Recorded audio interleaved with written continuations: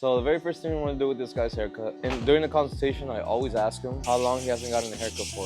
And the reason why that's important is because every week equals about a 1/4 inch of hair growth, okay? So if he tells me he hasn't cut the top,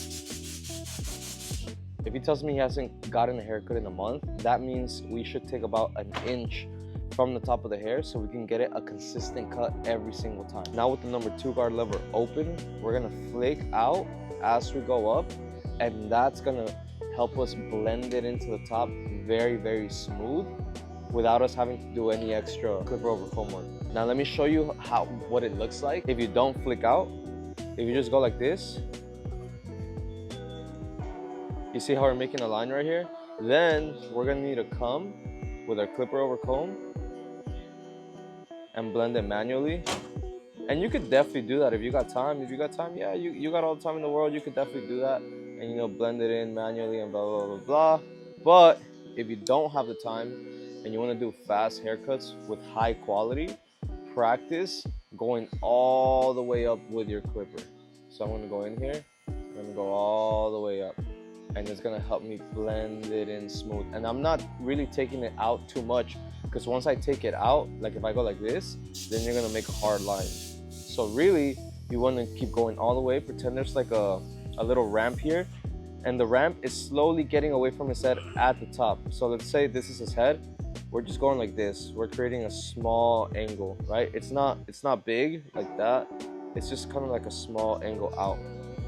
And you're gonna see how everything just blends in smoothly. And now I do it a little bit faster because I'm already used to it. I already see, like, I do this for every single haircut. So you might see me doing it a little bit quicker, something like that. And it's all about feel, and you're gonna get the feel of cutting hair like this the more you cut hair. This hair right here is gonna be connected to the sides. The top is gonna be connected to the sides. So I don't want to section it off. Because once I section it off, let's say I create a section, I don't know, let's say right there. And it's just a quick section. It's not like the perfect set. Let's say I create a quick section, then in my head, I'm gonna think to myself, oh, I could just cut these hairs all I want because the top of the hairs are not coming down. And really, I only need to cut the sides to give them a good blend, right? Well, wrong. If you cut these too short, then when we let go of the hair's gonna come over here and it's not gonna connect properly. So I like to look up a little bit. I like to just comb this hair forward, right? And these hairs right here, we're gonna comb them a little bit more to the side. And you can section those hairs off because they don't need to be part of the side. It's like a little diagonal section going towards like the middle of this crown back. For longer hair like this, you can even get yourself a 3-guard. A 3-guard's always blue, for me at least. So if you ever see me with a blue guard, that's my 3-guard. And we're gonna do the same exact thing that we did with the 2, but with this guard, it actually allows us to go a little bit higher. And why is that important? Well, if we go too high with the number 2 guard, we're actually gonna mess up the fade a little bit. The reason being is the longer the hair is on the top, the longer it has to be here, which means the bigger guard we have to use. So he has a little bit of a bed head right here. So what I'm gonna do is just wet his hair a little bit, not too much, nothing crazy. And I don't really wash my client's hair before or after because I only have 30 minutes to cut hair. That's the way I do my things. If you like giving your clients a hair wash before and after the haircut, you should 100% charge more for your services. If I were to do something like that, I'd probably charge somewhere around like $130 to $150 a haircut. And that is just harder to market than a this haircut's $55, than a $55 haircut. So in my personal opinion, it's a lot easier to get people to come in to just get a haircut with all the extra services every single week or 2 weeks or 3 weeks for a lower price ticket than it is to get someone to pay $100+ for a haircut. Now let's start the blending process. So this isn't completely blended out, especially right here with it because of his head, but it's okay. We just want to set a little guide. And as you can tell, the guide is coming down towards the crown area. The higher we push this up, the more it's gonna look all weird and the hair is gonna stick out here. If you have a problem with your client's hair sticking out, you're probably going too short on the crown area. You actually wanna leave the hair a little bit longer. And if he was to tell me, okay, well, hey bro, I actually want the crown area shorter, I would tell him, well, do you like it when your hair sticks up? And he would tell me, no, I don't like it when my hair sticks up. And then I would tell him, well, then you shouldn't cut the crown. You shouldn't cut this too short. The shorter it goes, the more it's gonna stick out. And that's your job as a barber to know that and to consult with your clients and to let them know these things. And the more you know these things and you're comfortable with telling your clients, then the more comfortable they're gonna be coming back and telling you what they want and what they don't want. So when he first came in to get a haircut from me, he actually told me that he wanted like a professional look. He wanted sideburns. And I told him, well, you can still have a little professional look with a bald taper. So we eventually ended up switching up to like a bald taper fade. And that's what we're doing on him right now. We're gonna keep this a little bit lower, and the reason why is I actually want him to have a little bit of a C-cup area right here and some hair right here. So I wanted to go from really light to really dark really quick. Now we gotta tell ourselves, okay, what's the biggest guard that we use to debulk? And the biggest guard that we use to debulk is actually the number 3 guard. So because it's a number 3 guard, actually I'm going too ahead of myself, sorry guys. So what I'm doing here is I have a 0 line right here and a half line right here. So I know I don't want to go any higher than my half line, and I know I don't want to go any lower than my 0 line because then I'm not going to cut any hair. So I'm just lever playing, right? The more I open it with my clipper, the closer I'm going to go with my half line. The more I close it with my clipper, the closer I'm going to go to my 0 line. And that's all you really got to worry about. You want to go in the middle of open and close. Open and close. You want to go in the middle of it, and then you want to go in the middle of these 2 lines.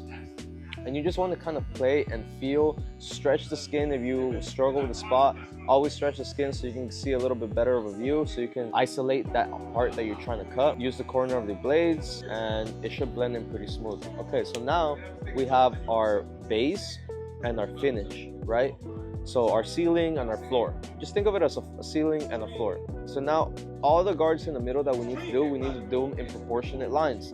So because our highest guard was a 3 guard and then our 2 guard right underneath, we need to fit our one and a half guard, our 1 guard, and our half guard. So we don't want to go too high up with our 1 and a half guard. We don't want to go too high up with our half guard. We want to do in proportionate lines so the blend can come out smooth. So what am I gonna do? My 1 guard lever open, I'm gonna keep the lever open, and I'm gonna go about halfway between my 3 guard and my 0 guard. And the halfway point is about right here, which is about half an inch above this line. So I'm gonna go half an inch above this line. And like I said, we want to keep the C-cup dark. So as I go up, I'm actually going to create like a small little curve, nothing crazy. Because you always kind of want to follow your 0 line. So creating a small little curve. And as you can see, the hair right here, it's a little difficult. We created a small little line, but we're going to blend that out. So it's not a big deal.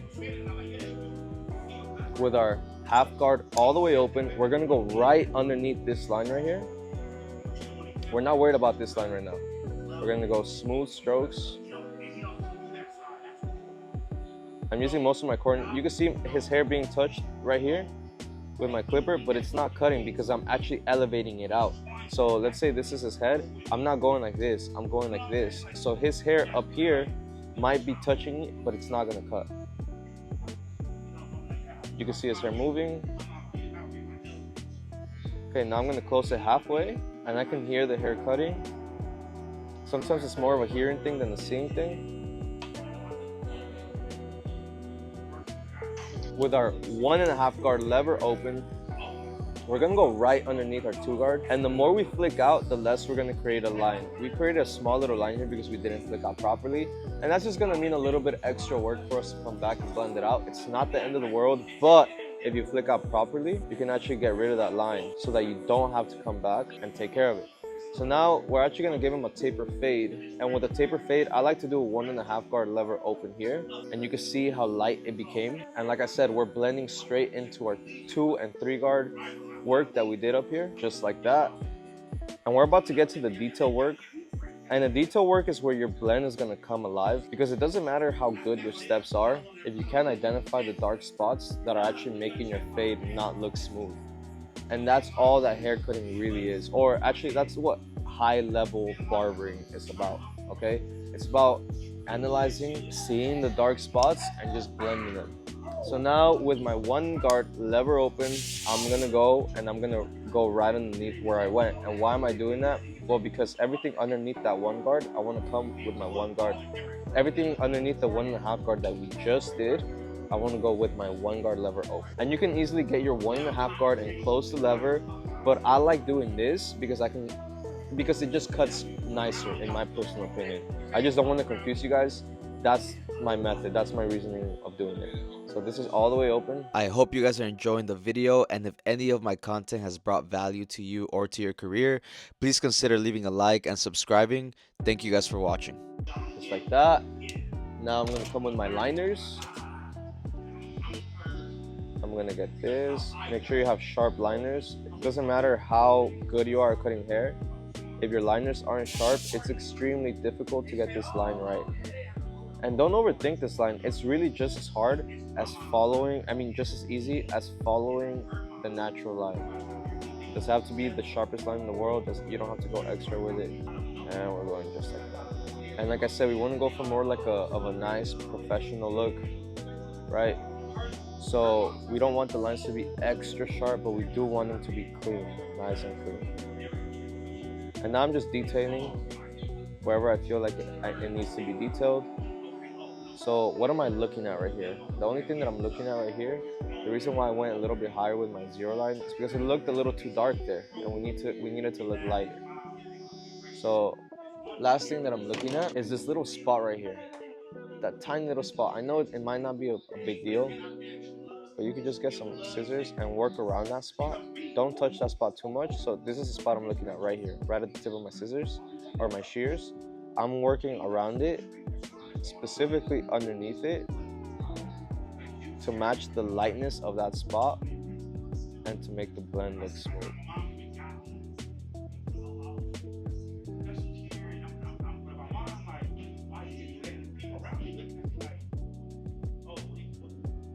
And the changes that you're gonna see are very, very, very small.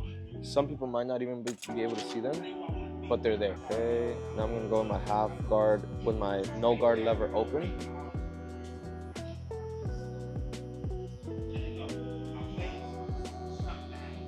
I'm gonna clean them up a little bit. I'm just gonna kit this a tiny little bit.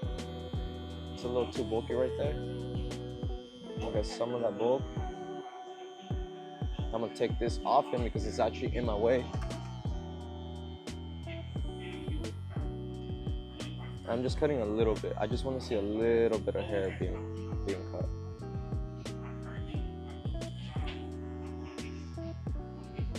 Now with some thinning shears, I'm going over the same spot. And I want to keep my thinning shears here. And as I go up, I'm going up with my comb, and I'm just cutting the hairs that come right here.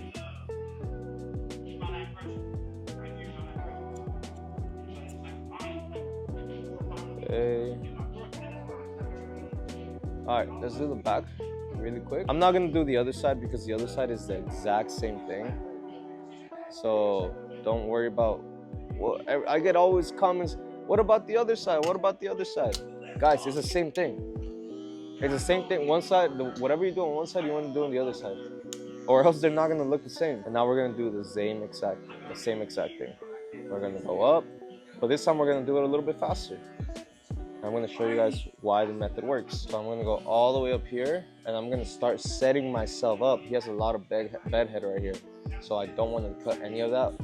I want to wet it first, and I actually do the sides before I do the top. I just work better that way. Sometimes I do cut the top before I cut the sides, but lately I've been doing the sides first. I think there might be a slight advantage towards cutting the top first, but I don't do it. Okay, now we're gonna set our zero line, and usually I want to set it like right underneath this line right here. So we're going to go a little bit higher than that, and I want to curve it towards the end, just so these lines look sharper and darker. And I always say in my videos, you don't have to take too long setting this line, and you really don't, unless you're doing like a burst fade or something like that. Now we're gonna follow the same steps, 1/2 inch above. And this is all real time. I am not editing, I'm not cutting anything. Just to show you guys that if you're not doing it this quick, you just might be overthinking the steps. And the steps are pretty simple. That's halfway, Now we're gonna go halfway open and go in the middle of these two lines. And I'm flicking out still. Now I'm gonna go all the way close and hit that bottom line.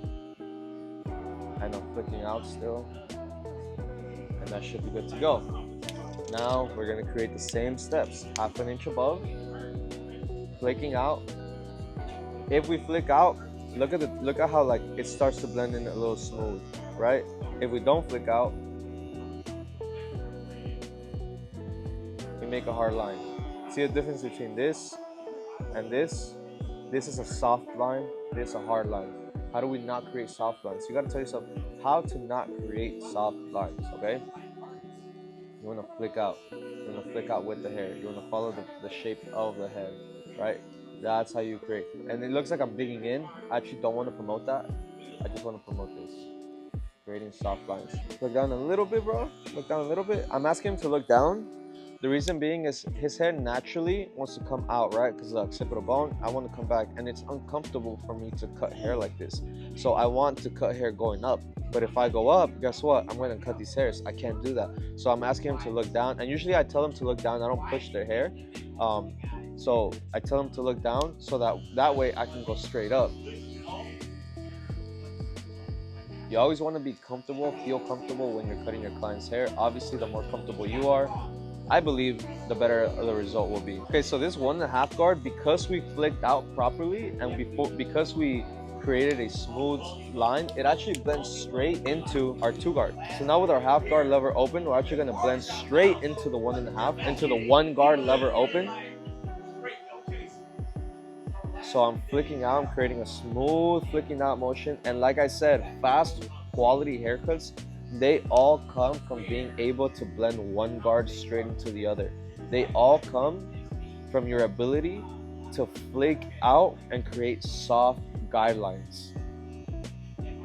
So if you cut hair by creating hard guidelines, don't do that anymore. Creating hard guidelines just means you make your life harder. Just think of that. You make easy, soft guidelines, your fading is easier, smoother. You make hard guidelines, your life is harder, your blends are harder. Why would you want that? Look how easy that is. And it really is that easy, guys. It really is simple. It's really easy. If you don't think so, you're overcomplicating it. It has nothing to do with your skill level. It just has to do with your understanding of cutting hair. You're overcomplicating it. It's that simple.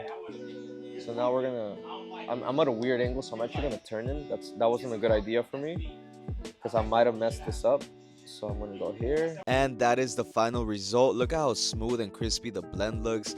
That includes the top, that includes the sides. Everything is under 30 minutes. That includes beards as well. And because I'm able to cut so fast and at such a high quality, I'm able to charge more than the usual person. So I charge $55 for haircuts and $70 with beard included. If you want to learn how, consider joining my Skool Community, where I'm gonna have 3 live classes every single week, helping you with anything.